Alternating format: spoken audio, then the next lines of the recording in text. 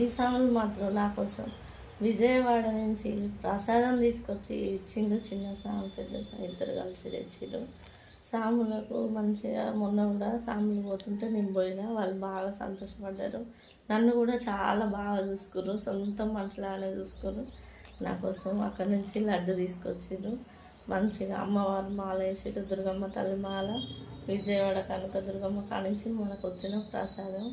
చూడబ్బా వాళ్ళు ఎంత మంచంలో. నాకు మాత్రం ప్రసాదాలు ఒక 5-6 రోజులకు ఒక్కటన్నా ప్రసాదం వస్తుంది. అందుకోసమే నా సంతోషం మీతోనే పంచుకుంటున్నా.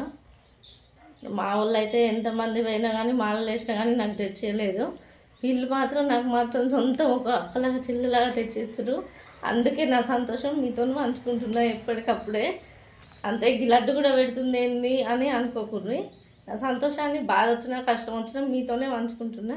అందుకోసమే పెడుతున్నాను